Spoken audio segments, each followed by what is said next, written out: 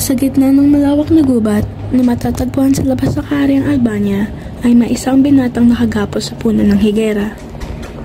Ang gubat ay pinagmumugaran ng mababangis na hayop, nakalulunos na huni ng mga ibon, naglalaki ang mga punong kahoy na may masangsang amoy. Ang binatang nakagapos sa higera ay si Florante, na maihahambing kay Adonis.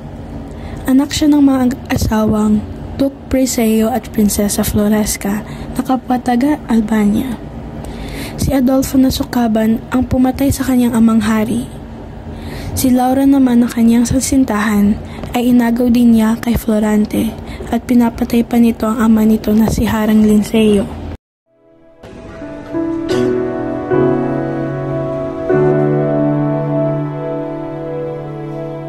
Nagkataon naming sa gubat, ning yaon ay nagpadako si Aladdin ng isang morong taga-Persia na anak ni Sultan Ali Adab, na dahil sa sama ng loob sa kanyang ama sa pagkakaagaw sa pag-ibig ng kanyang kasintahan ay umalis sa sariling bayan. Flerida, sa dami-daming pwedeng umagaw sa iyo, bakit ang aking ama pa ang iyong pinili? Tapos na nga ating pagmamahalan. Laura, iliw ko.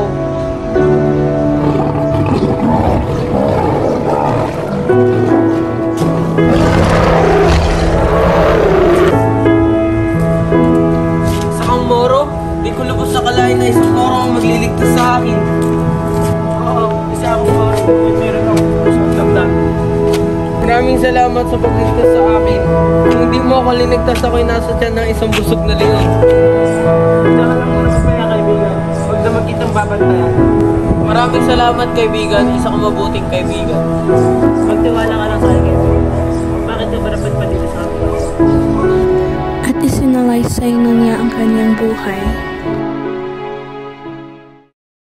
Noong musmos pa lamang si Florante, ay kuwento ng kanyang ina na siya ay muntikan ng badagit ng buwitre.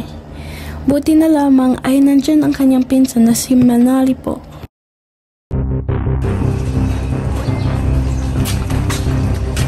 Florante, anak ko! Ako na po bahala sa ibon na yan. Mag-ingat ka, Manalipo.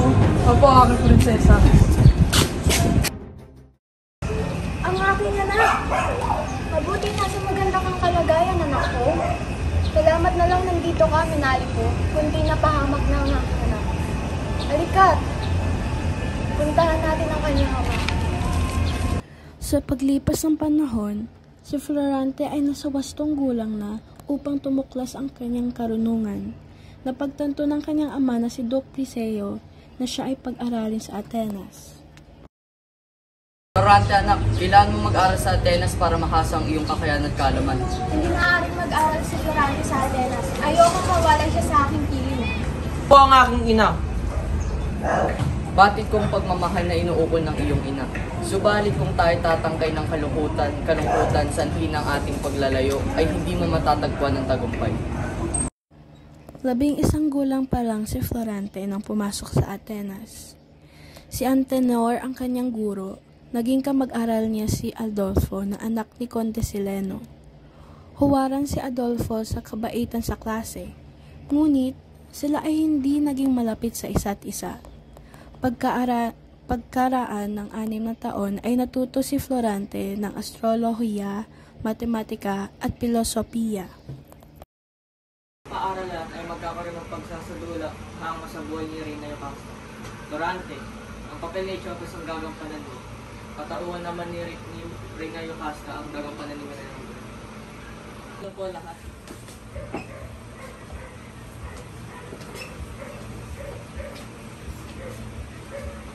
Ako ang dapat si Echocles, ngunit napili si Florante. Hindi ba nakikita ni Maestro Antenor na ako ang mas mahusay sa aming dalawa? Nalalapit na ang kaarawan mo, Florante, sapagkat ikaw ang umagaw ng kapurihan ko. Isang araw, bago pa simulan ang pagtatanghal, si Adolfo ay hindi dalawin ng antok. Laging sumasa isip niya ang maiitim na balak kay Florante. At nang dumating na ang pagtatanghal ng dula, ipinakilala ang pangunahing tauhan ng kasaysayan si Florante. at sa kalagitnaan ng kanilang pagtatanghal. Sa halip na sabihin ang nasa orihinal, ngunit iba ang sabi ni Adolfo. Baka busog ka na sa puri, Florante. At katapusan mo na ako. Uy, bitaw mo yan! Bitaw mo! Ano nangyari dito? Bitaw mo siya. Sa akong baliw, Adolfo. Kailangan niya na mawala sapagkat siya ang umagaw ng kapurihan ko. Pagtatagpo ay titiyakin ko ang aking tagumpay. Florante, titiyakin ko.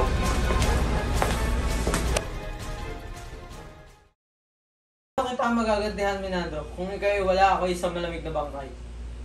Iwaksi mo sa isip ang bagay na yan. Dapat tayo magpasalamat sa dakilang lumikha. Kung wala ka, Minandro, ako hindi makakauwi ng mag-isa. Maraming salamat. Kaya ako ipagkapuri mo ko sa iyong mga kaibigan. Sampu ng ama mong duke. Pre, kayo papakilala ko. Ipagpatawad niyo po ang aking pangaabala. May sulat po galing kay Duque Briseo ng Albania para kay Florante. Narito ang liham. Iyan ang katotohanan, anak. Pumanaw ng iyong ina. Hindi ko na ito ipinaalam sa iyo noon upang wag masira ang iyong pag-aaral. Ang iyong ama, Duque Briseo. Wala na ang aking ina. O mahabaging langit. Lakasan mo ang iyong loob, Florante. Nakikiramay ako sa kalungkutan mo, Florante. O aking ina. Bakit hindi mo na ako mahintay? Hindi ba sinabi ko sa iyo'y ako'y magbabalik upang handugan ka ng aking tagumpay? Huwag masyadong malumbay.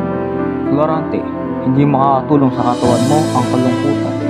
Salamat sa iyong pag-aalala, Minandro. Sa kang dakilang kaibigan. Florante, sa pagbabalik mo sa Albania ay tandaan mong meron ka isang kalaban. Ang higanti ni Adolfo ay pakaingatan mo. At kung ikaw ay salubungin ng ngiti, mag-ingat ka pero wag ka magpapalata. Lagi mo ang iyong sandata. Pagkatapos ng mahabang paglalakbay, sila ay nakarating sa Albania. Duque Briseo, nandito na po ang iyong anak na si Florante. Ama ko, hindi ko akalain na ganito kapait ang aking muling pagkikita. Anak ko, sinubok tayo ng tadhana. Duke, nandito na po ang sugo. Tingnan po ako sa palasyo ni Haring Linseo na siyang nagsabi na narito kayo. Aalis na po ako. Ito'y galing sa iyong ninuno na siyang monarko sa Crotona. Kailangan niya ang turong ni Haring Linseo. Nakubkob ng mga kaaway na Moro ang Crotona sa pamumuno ng kilabot na si General. General Osmalik!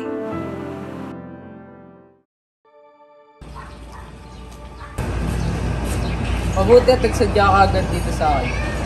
Ang Crotona ay nangangailangan ng tulong. Ang bugtong kong anak na kararating lang mula sa Atenas, si Florante, inihahandog ko sa mahal mong yapak bilang ng isang batalyon na alagad. Haring Poon, ako ngayon nasa iyong lingkod. Mabuting pagdating. Wala ngayon ikaw ang halal ng aking yapak, Florante. Narito po na kayo, aking apo. O Laura, anak ko. Napakaganda niya. Ano kayang nararamdaman ko ngayon? Pag-ibig na ba ito? Hiwaga ang nararamdaman ko ngayon. Hindi ako makapaniwala kung hihinga ako ngayon.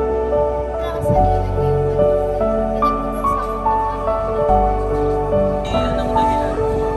Nagsimula ang aking paglalaksan.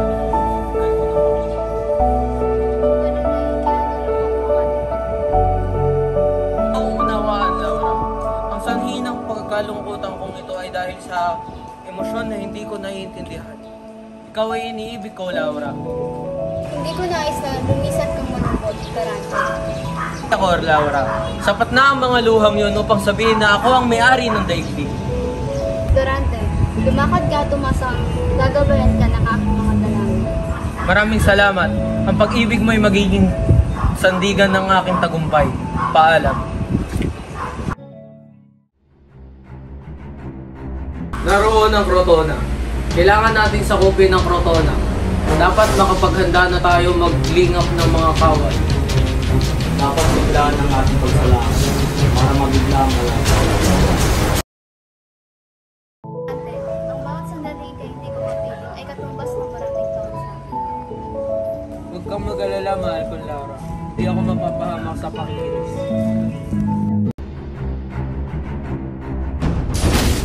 Sugod mga kasama!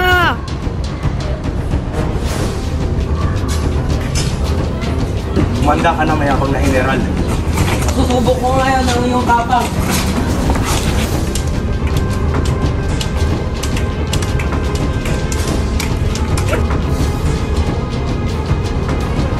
Takas ang iba. Tagumpay tayo. Kahanga-hanga yung kakisigan, Fernando. Ikaw ay nakakabilib. Di ba ako namamalik mata? Tignan mo ang kanilang watawat. Pangmoro. Nasakop na ba ng Albanya ng mga Moro? Sakop ng Moro ang Albania. Di ba ako namamalik mata? Magandang hapon mo, General. Tila may mga kasama nilang babae. Iyak hindi namin mukhaan ng babae. Hindi ko maaninag. Diyos ko! Si! Laura! Siya nga! Laura.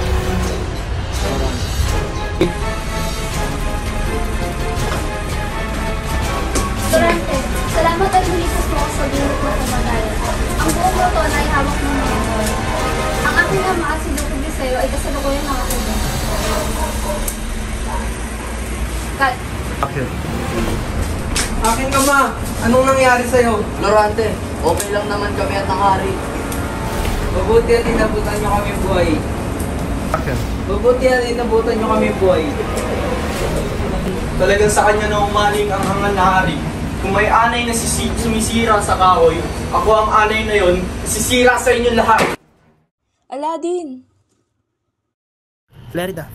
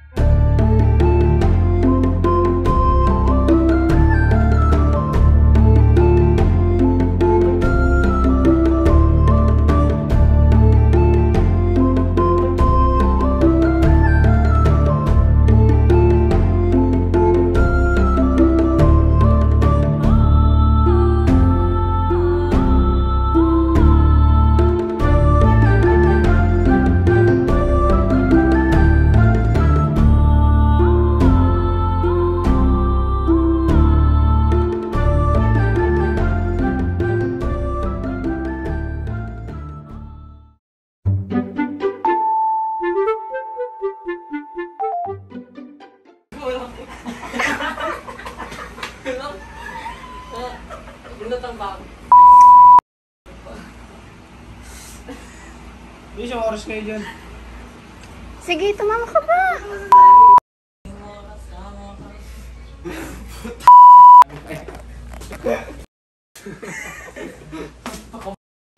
Tama na po! Ikaw yan! Ano nangyari dito?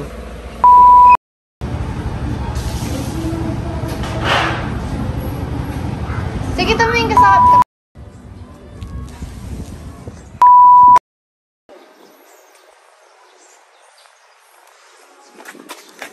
Wait lang, ba't ka tumayo? Ano yun? Anak ko! Ako na po bahala sa ibon na yan. Mag-ingat ka, minahal ko. Oh! Pati anak ko! Ako na po bahala sa ibon na yan. Narito pala kayo, aking anak. Wait lang! Nakakal sa loob! Ang mahalin. Doon ka nga. Dapat magsasalita Doon ka muna talaga sa ako. salat. Hindi dapat magsasalita talaga ako. Sarado mo yung pinto. Huwag lang ngayon kung hindi nagsasalita. Sarado mo yung ilaw. Mark, diyan ka lang, Mark. Diyan ka lang. Lights off. Makamagto. Ano okay lang? Ikaw, tatawa ka din?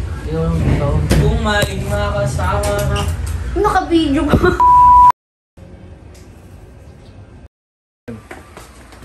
Aking ama, anong nangyari sa'yo? Florante. Talagang sa kanya nung maling ang...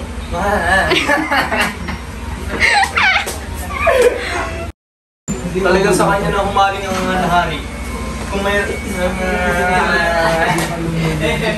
Talagang sa kanya na humaling ang hangal na hari. Kung meron mang anay na sumisira ng kahoy, ako ang anay na iyon at ako ang sira sa inyo. Ulit! Para ako nag-i-speak. Talagang sa kanya na humaling ang nangyari. Talagang sa kanya na humaling ang nangyari. Kung merong mang anay na sumisira sa kahoy, ako ang anay na yun at ako ang sisira sa inyo lahat.